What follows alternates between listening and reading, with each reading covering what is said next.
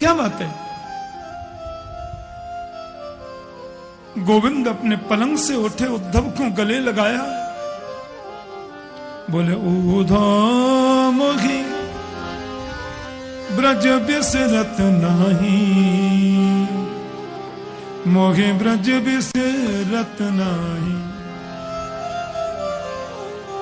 हंस सुता को सुंदर कलरव और कुंजन की छाही, मोहि ब्रज बिसरत नाही।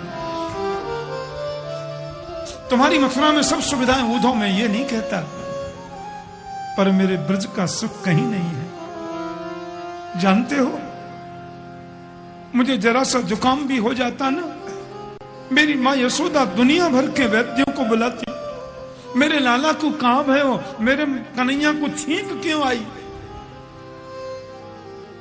बड़े बड़े ज्योतिषियों को बुलाती, काऊ की नजर लग गई, मेरे लाला क्यों रोवे। मैंने क्या किया मालूम? वो माता यशोदा जिसने मुझे उंगली पकड़कर चलना सिखाया उद्धव, मैं जब मथुरा आने लगा ना, नंगे पैरों से मेरी वृद्धा माता यशोदा मेरे रथ के पीछे पीछे दौड़ी।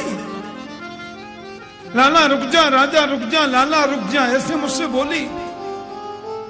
और मैंने क्या किया मालूम? मैंने झूठ बोल दिया। मैंने कहा मैया परस्व आगमिष्यामि, मैं परसों आ जाऊंगा। उद्धव मुझे इतनी ग्लानि होती है, जब मुझे बरसों तक लौट के जाना ही नहीं था तो मैंने मां से झूठ क्यों बोला।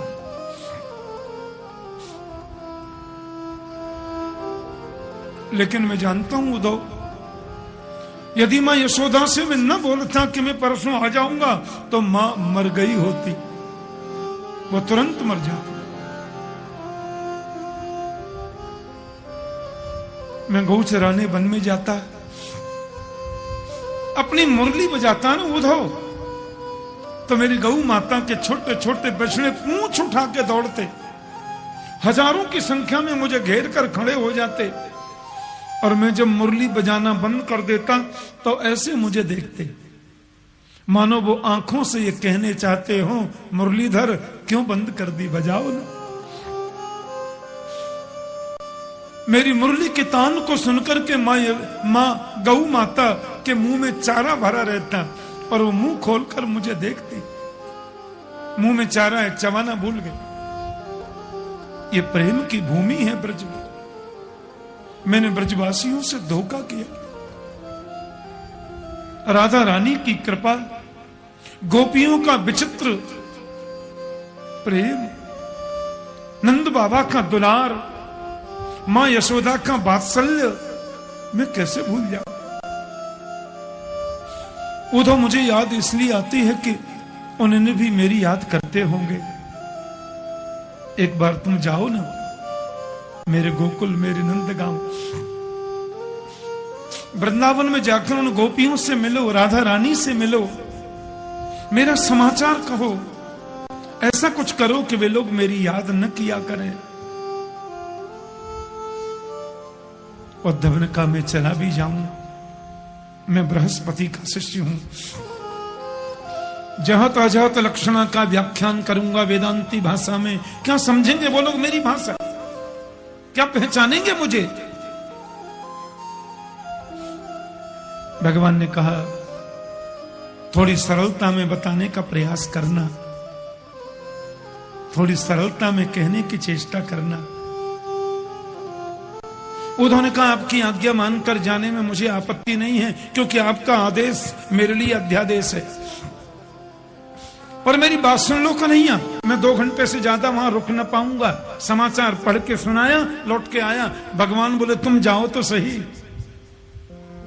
ये तो अब आने वाला समय बताएगा कि तुम 2 घंटे में, 2 दिन में, या 2 महीने में, या 2 वर्ष में लौटोगे। उद्धव जाने लगे तो कृष्ण ने कहा मेरी काली कमली अपने कंधे पर डाल करके जाओ, क्योंकि ब्रजवासियों की जो प्रीति है वो विशुद्ध प्रीति है। मेरे अलावा किसी से बहुत संपर्क वो रखना नहीं चाहते, और मेरे अलावा किसी की वार्ता वो प्रसन्नता से नहीं सुनते। जा रहे हैं, और जिस दिन से परिस्थिति बनी ऐसी, हमारे प्राण वल्लभ कृष्ण ये कह करके गए कि मैं परसों आऊंगा, और बरसों बीत के नहीं आए। तो इन ब्रजवासियों की परिस्थिति देखें आप। मथुरा के रास्ते पर आकर कृष्ण के नन्हे नन्हे सखा बैठ जाते, झाड़ियों में बैठे हैं, टकटकी लगा करके मथुरा की ओर देख रहे हैं, जो रास्ता मथुरा जाता है। एक दूसरे को देखने निहार रहे हैं, और यही कहते हैं, लाला आ रहे होएगो, लाला आ रहे होएगो, गोविंद आ रहे होएगो। और शाम तक जब कृष्ण नहीं आते तो लौट कर चले जाते, और जाकर के बोलते, मैया तेरो लाला बड़ो कठोर है, आज भी ना आए। एक एक पल, एक एक क्षण कृष्ण के वियोग में व्यतीत कर रहे हैं। लेकिन आज आशा की किरण जगी। आज उन ब्रजवासियों ने देखा कोई रथ आ रहा है, और रथ पर वही चिन्ह लगा है जो अक्रूर जी के रथ में लगा था। अब झाड़ी में से निकलकर सब एक दूसरे को आवाज लगाते हैं, अरे मधुमंगल, अरे सुबल, अरे तोष, अरे श्रीदामा, अरे दौड़ो भैया, हमारो कन्हैया आ गए, हमारो नाना आ गए। और झाड़ी में से निकलकर भागे। कृष्ण का बहुत लाडला मधुमंगल छुपकर बैठ गया। एक सखा बोले, तू चल ना भैया, तू चले क्यों ना है? बोले, हम तो कन्हैया से रूठ गए, और गोविंदा आकर के हमारे चरणों में गिर के हमको मनावेगो तो बात करेंगे नहीं, हम बातें बोलेंगे ही नहीं। जब ये सब ब्रजवासी चौकड़ी भर के भागे, अरे लाला आ गए हो, अरे गोविंदा आ गए हो, हमारो कन्हैया आ गए हो, तो मधुमंगल से रहा नहीं गया, और मधुमंगल झाड़ी में से निकल के भागा,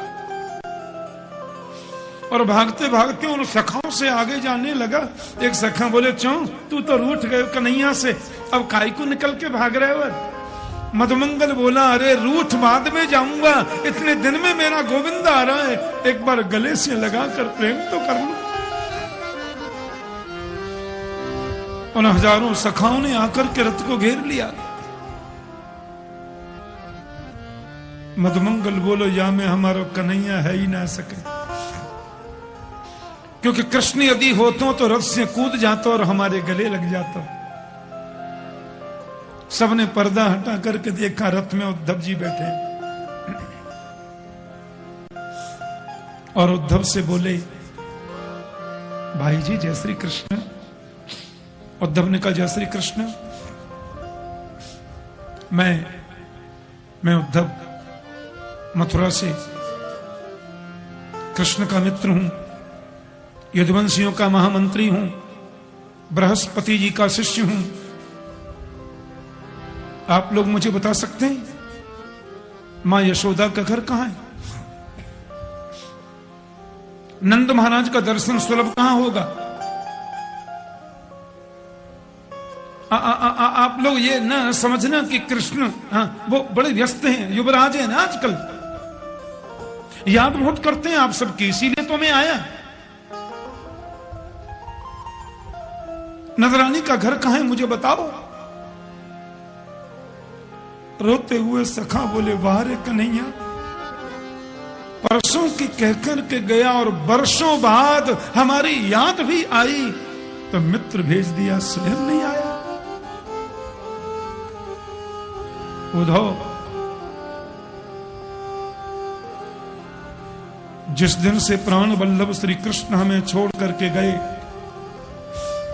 माता यशोदा के महल का रास्ता इतना सीधा हो गया, उसे पूछने की जरूरत नहीं है, किसी को पूछने की जरूरत नहीं। ये पानी बह रहा है, उद्धव ने कहा पानी है, इस पानी के किनारे किनारे चले जाओ, और जहां इस पानी का उद्गम है, जहां से पानी निकल रहा है, वही नजरानी यशोदा का घर है। क्योंकि ये कोई पनारे का पानी नहीं है, ये किसी नाले का पानी नहीं है, ये किसी नदी सरोवर का पानी नहीं। उद्धव, मेरे गोविंद के वियोग में लाखों गोपियां जो 24 घंटे रोती हैं, मेरे कन्हैया के वियोग में हजारों गायों के नेत्रों से जो आंसू झर रहे, माता यशोदा, नंद बाबा, लाखों गाय, लाखों गोपियां कृष्ण के वियोग में उनके नेत्रों से निकलने वाले प्रेम के आंसुओं का ही तो ये पनारा बह रहा है, ये कोई पानी नहीं है। यही नजरानी के महल से आ रहा है।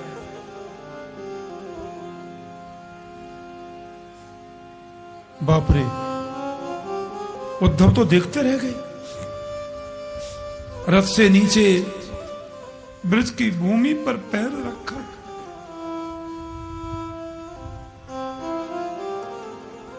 नजरानी के महल के द्वार पर उद्धव आए। माता यशोदा के महल के अंदर से कृष्ण कृष्ण कृष्ण कृष्ण कृष्ण नाम की ध्वनि निकलती है। उद्धव ने प्रवेश किया तो कभी किलकारी मार के कोई हंस रहा है जोर से, कोई नन्हा सा बालक मानो हंसता है।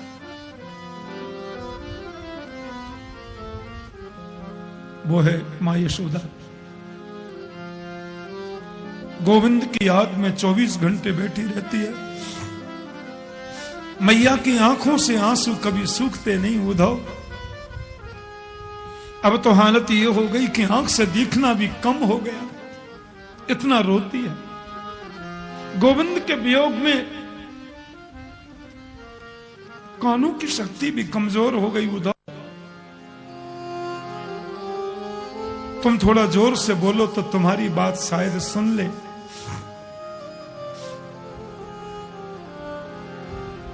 उद्धव ने महल में प्रवेश किया, मां यशोदा के चरणों में गिर के प्रणाम किया।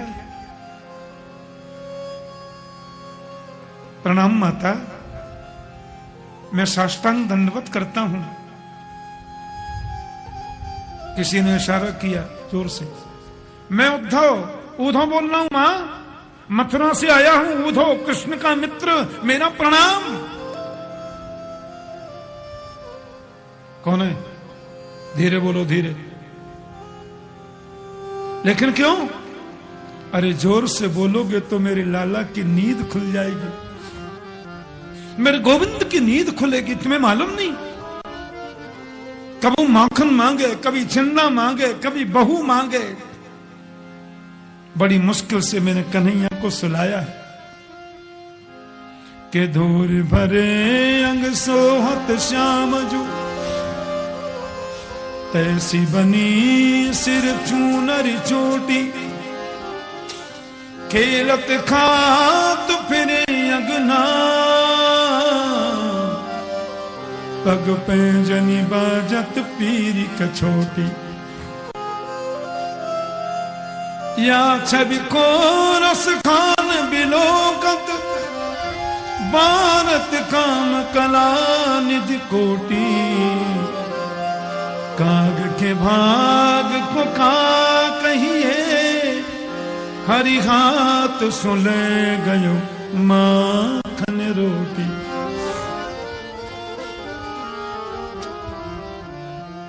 कौआ हाथ से रोटी ले गया, मचल गया गोविंद, कौआ से युद्ध करूंगा, अपनी रोटी लेके आऊंगा। अरे उद्धव, एक एक बात मुझे याद आती है, एक एक लीला का मैं स्मरण करती हूं। क्यों गोविंद चला गया छोड़कर? नंद बाबा भी आ गए। बाबा के चरणों में उद्धव ने प्रणाम किया। रात भर मां यशोदा ने ऐसे अखाट्य प्रमाणों का उदाहरण दिया।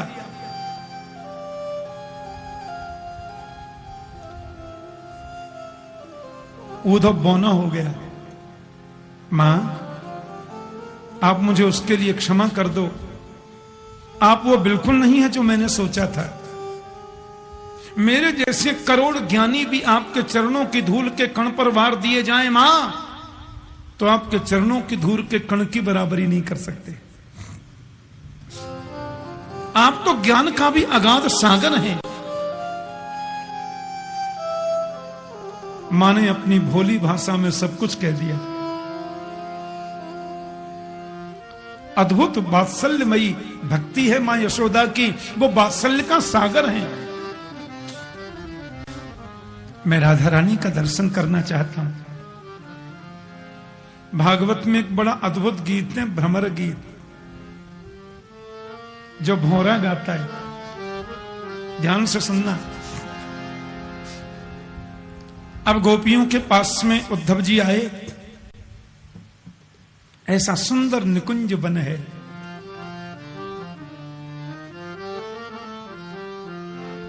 यहां श्री जी गार्डन में कथा करता हूं, चारों तरफ में कभी कभी हरे वृक्षों की वृक्षावलियों को देखता हूं तो मुझे वृंदावन की याद आ जाती है। बोलो जय श्री कृष्ण। निकुंज वन में बैठी है राधा रानी और हजारों गोपियां, लाखों गोपियां घेर कर बैठी हैं।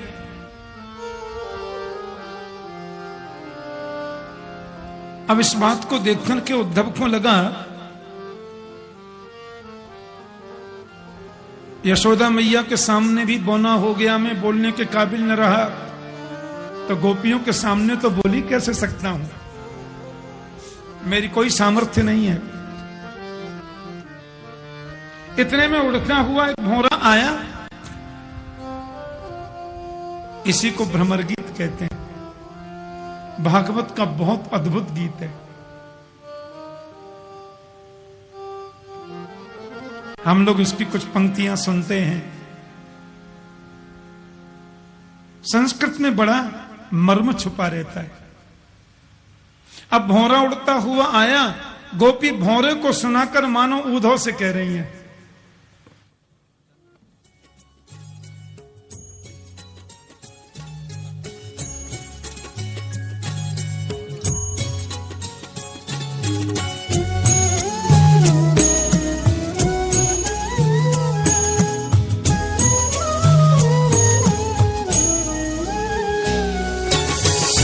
मधुपति तव बंधो मां स्पृशांघ्रिं सपत्न्या उच्च विलुलित माला कुङ्कुमश्मश्रुभिर्नः वहतु मधुपतिस्तं मानिनीनां प्रसादम् यदु सदसि विडम्यम् यस्य दूतस्त्वमित्रे मधुपति तव बंधो।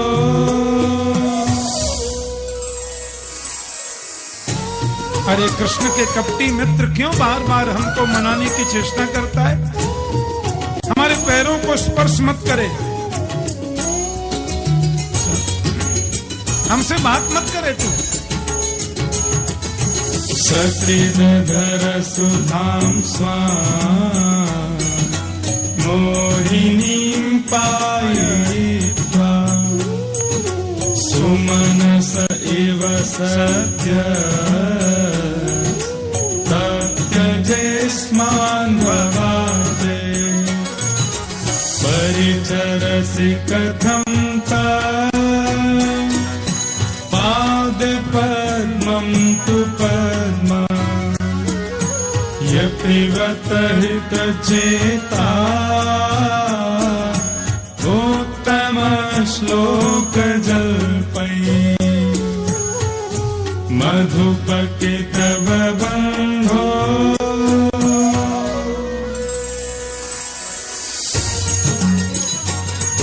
जैसे तुम भौरे फूल पर बैठकर उसके रस को चूस लेते हो, फूल को छोड़कर चले जाते हो, ऐसी तुम्हारा कपटी कृष्ण है, प्रेम करता है पर रोती बिलखती छोड़कर चला जाता है। हम मानने वाली नहीं है तुम्हारी बातों में। किमिह बहुषढंग्रे गायसी त्वं यदूना अधिपतिमगृहाणा अग्रतो न पुराणम् विज सख सखीना गीयतां तत्प्रसङ्गः क्षपितकुचरुजस्ते कल्पयन्तिष्टमिष्टाः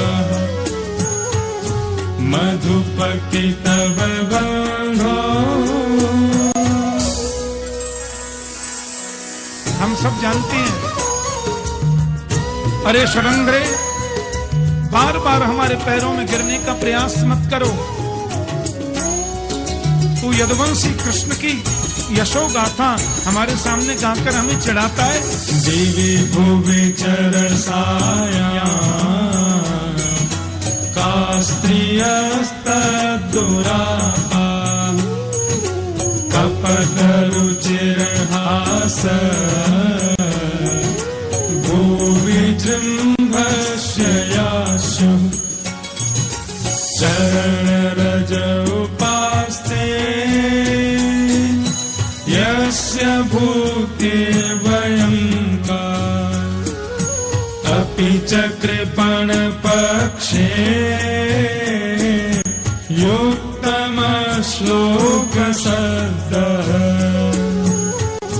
मधुपकितबन्धो।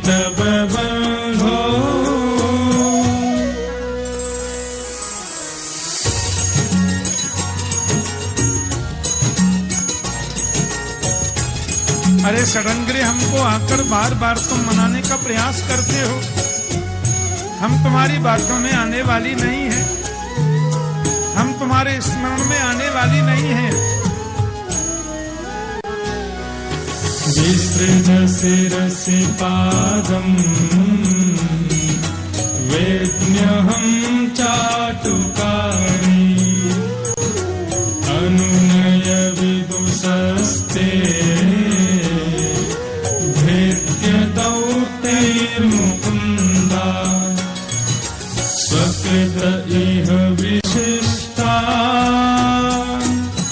पत्न्यपत्न्यन्यलोका व्यसिजत कृतचेता किं नु सन्धेयमस्मिन् मधुपकितबन्धो।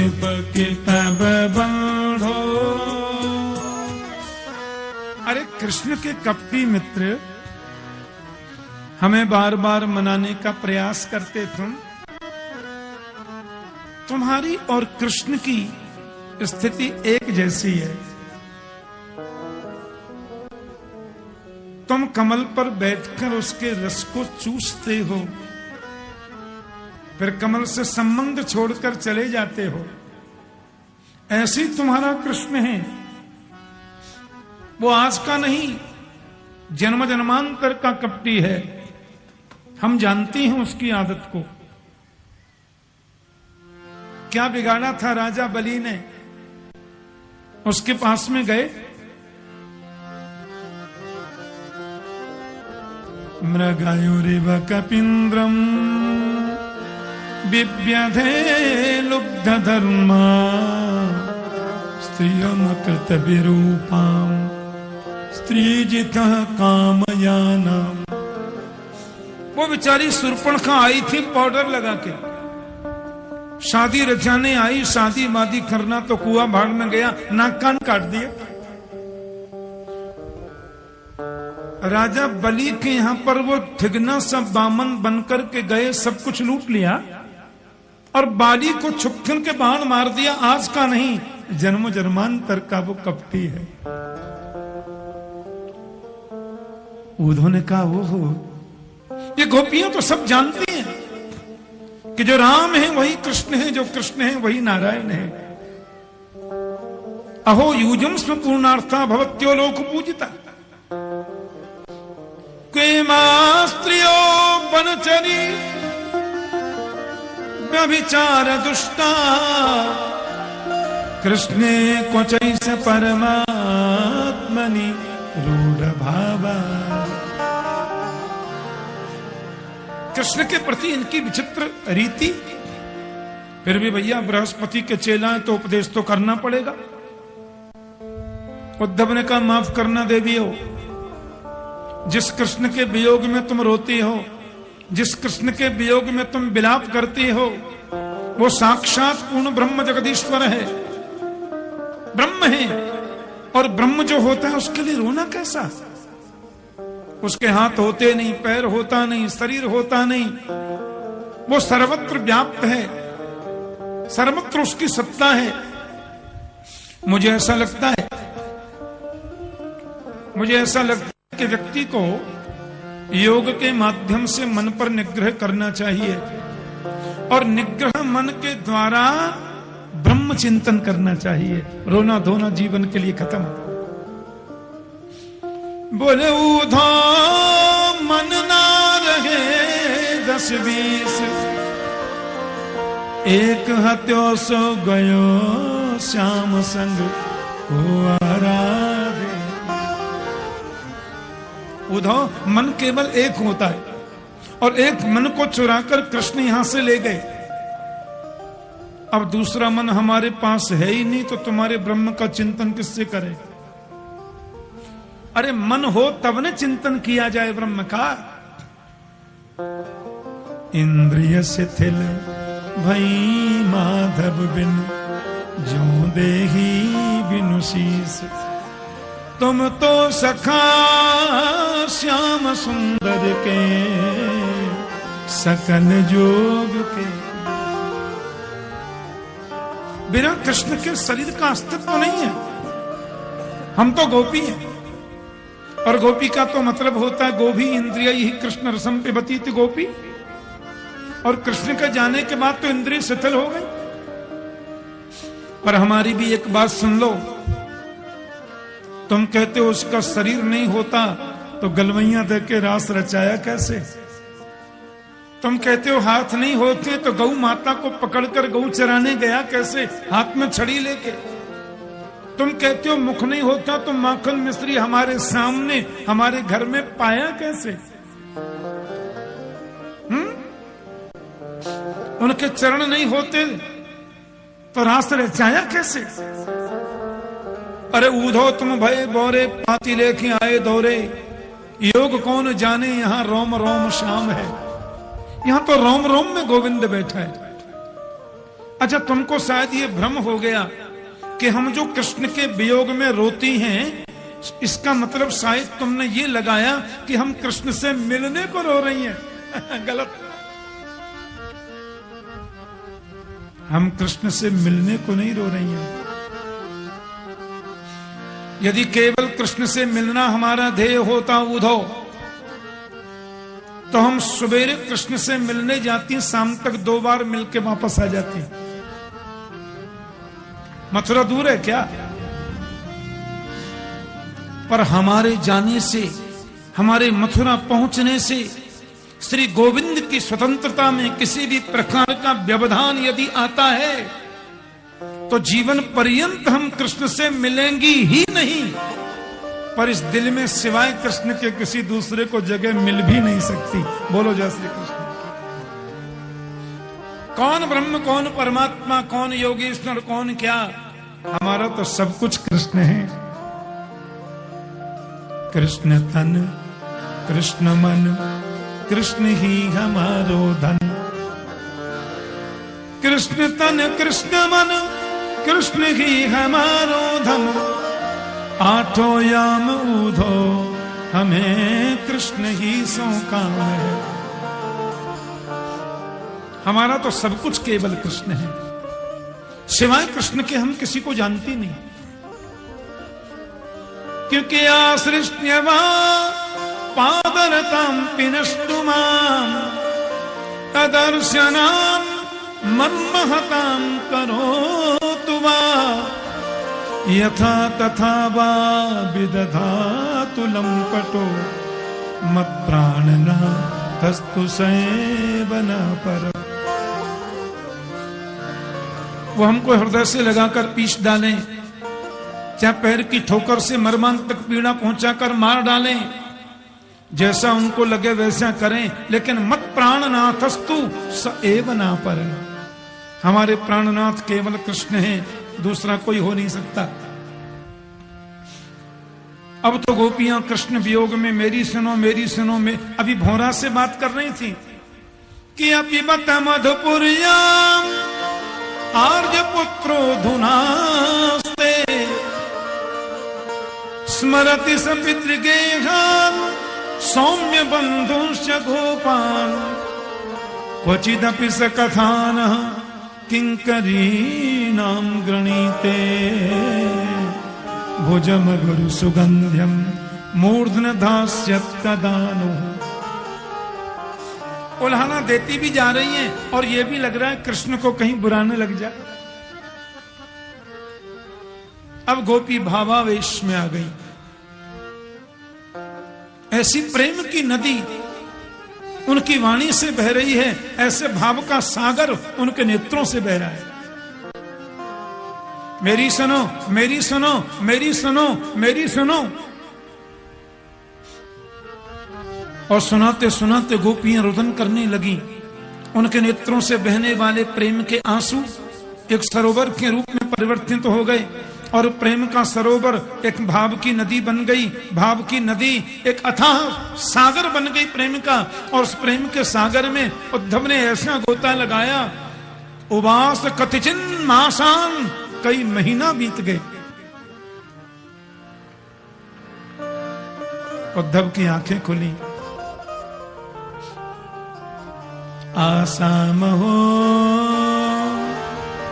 चरण रेणु जुषाम हम श्याम वृंदावने किमपि गुल्मलतौ सधीनां यादुस्त्यजं स्वजनमार्जपथं च हित्वा भेदुर्मुकुन्द पदवीं श्रुतिभिर्निज्ञाम्।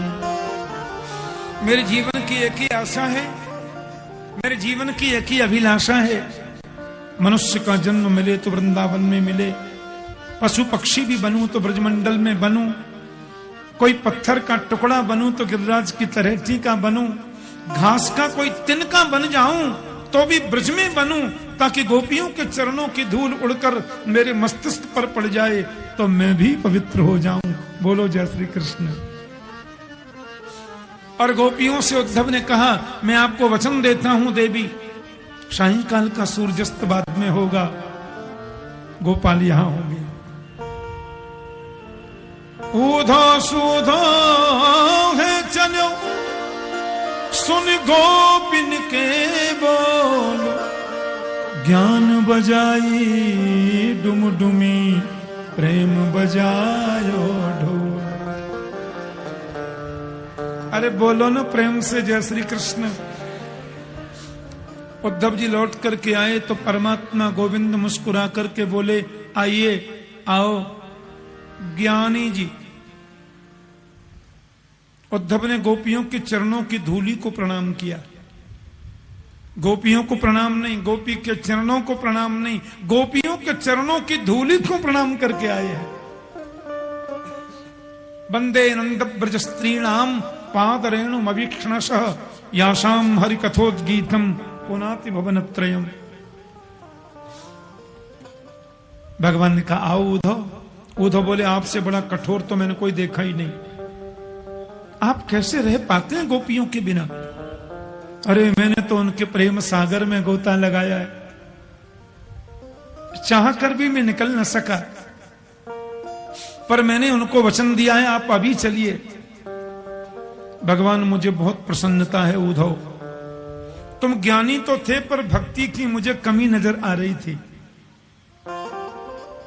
उद्धव, जिस भक्ति में ज्ञान नहीं होता वो अंधी होती है, और जिस ज्ञान में भक्ति नहीं होती वो पंगु होता है, लंगड़ा होता है। जिस ज्ञान में भक्ति नहीं वो ज्ञान कुपुत्र है, और जिस भक्ति में ज्ञान नहीं वो भक्ति बाज है। आंखें बंद करना। उद्धव ने कहा, क्यों? बोले, करो ना, मैं बोलता हूं। मथुरा में कृष्ण के पास बैठकर उद्धव ने आंखें बंद करी। भगवान ने कहा, खोल कर देखो। खोल कर देखा तो उनकी बगल में राधा रानी बैठी है और हजारों गोपियां वहीं बैठी हैं। भाई राधा कृष्ण दो थोड़े ही हैं। राधा कृष्ण स्वरूपाम्बै कृष्णं राधा स्वरूपिणं कलात्मानं निकुंजस्थं गुरुरूपम सदा भजे। राधा ही कृष्ण है, कृष्ण ही राधा है, अंतर नहीं है। तस्मात् ज्योतिरभूत्वेधा राधा माधव रूपकम। एक ही ज्योति दो रूपों में परिणत होती है, उन्हें हम राधा और माधव कहते हैं।